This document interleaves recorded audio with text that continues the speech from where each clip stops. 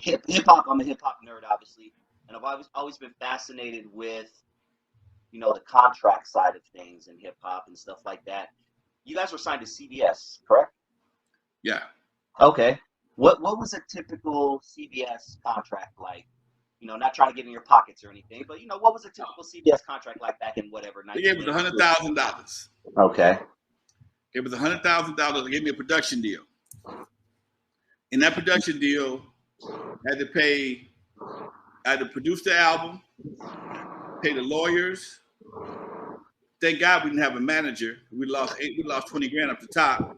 Mm-hmm. Any studio time, any producers, any whatever, everything related to that project came out to $100,000. Mm-hmm. Okay. Well, because I'm the type of businessman that I am, and I was taught by good record producers in the past, first thing I did was built a demo studio. So I never spent no money until my album was finished in the studio. My album was finished at my house. It was finished at my house and approved before I went to the studio. I'd already bought I had a 12-track studio at a 12-track studio at my house. I'd already bought my Oberheim stuff, my Oberheim equipment, and we spent about 2 weeks in my studio at my house, punching out, writing the songs, rehearsing the songs, everything. And I took a cassette to Larkin Arnold, who was our executive producer, and Larkin thought we had been to the studio already. He said, "Okay, fine, man. Y'all good." And I said, "This ain't it, dude."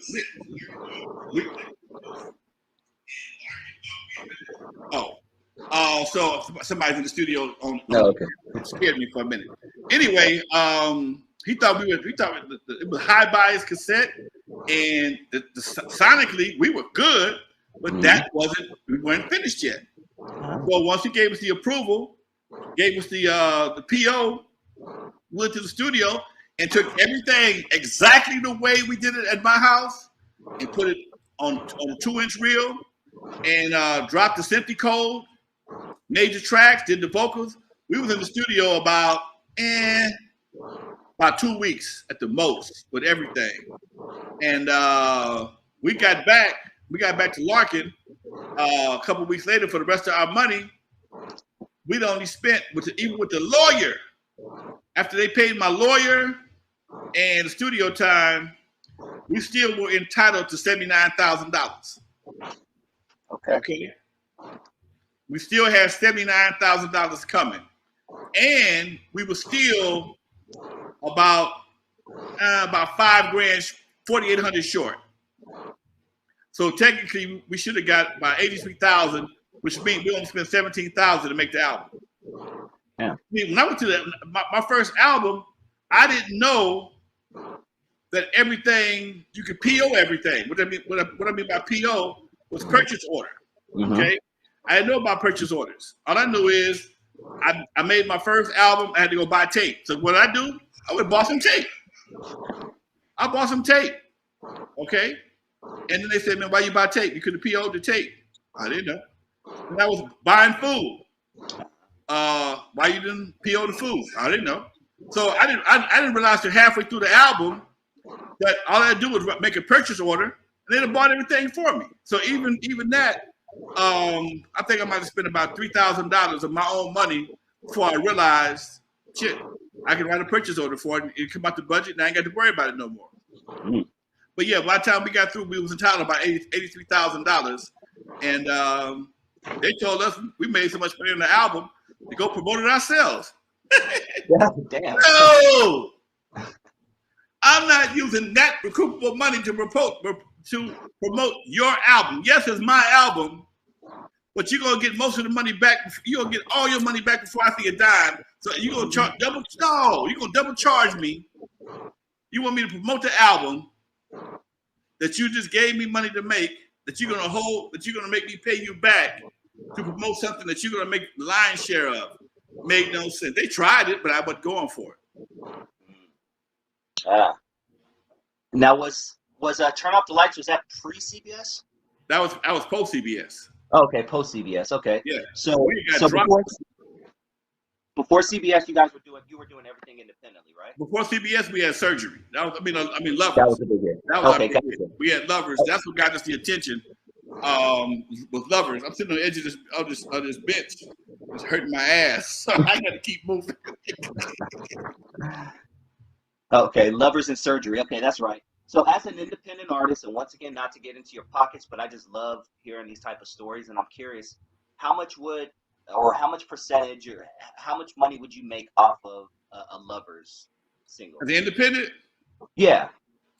If we were selling back then, all we had was cassettes and 12-inch cassettes and albums. Mm-hmm. Cassettes were like $6, and album was about $9.95 retail. If I sold an album for $7 or $6, I made $5. That's a masterpiece shit.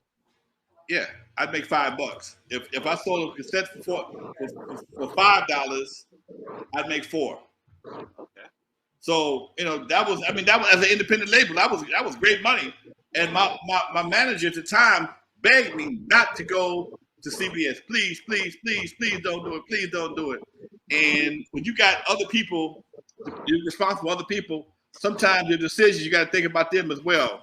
I already had a house, car.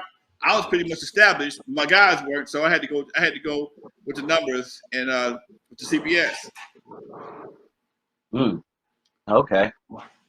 So you release Surgery and Juice, and how do you get it out there? Like, are you taking it to swap meets? Like, how are you getting all of these albums out there? Are you taking them to swap meets? Like, what's that process to get your album out there? I drove everywhere.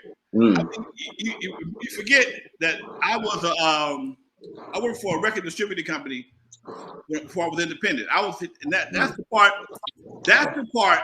Right. Yeah. That makes me the godfather, because I'd already done the preliminary footwork for street distribution.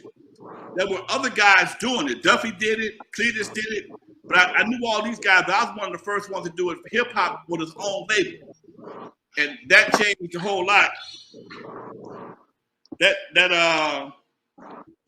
made a big difference when it came to hip hop, because now I'm running the streets with my own product. I had my bootlegs. I'd already created a situation with the bootlegs. I'd started doing Slice, Surgery, Juice, and the album. So now I'm well respected in the retail community. I was already known in the retail community for being a salesman, but now I'm respected for being a label owner and an artist. And an artist. So that changed. That made people look at me a whole lot different. They look at the album cover. Wait a minute, bro.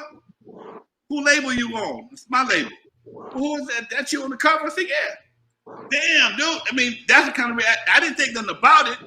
Yeah. That was a cold move at that time.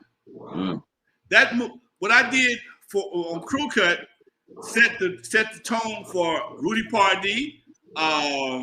Egypt already had his label. But he didn't have an album out yet. I had the first hip hop album on the West Coast. Egypt had his own album. He had a 12-inch album. Rudy Pardee did it. Unknown did it.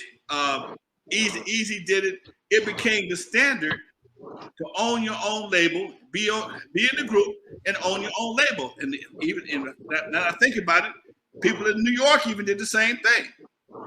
But before then, nobody. Run DMC did not own Def Jam. Russell owned Def Jam. Right. Okay. LL Cool J didn't own Def Jam. Fat Boy didn't own Sutra. Sugar Hill Gang didn't own Sugar Hill Records. Okay. The first person to really do that was Lonzo.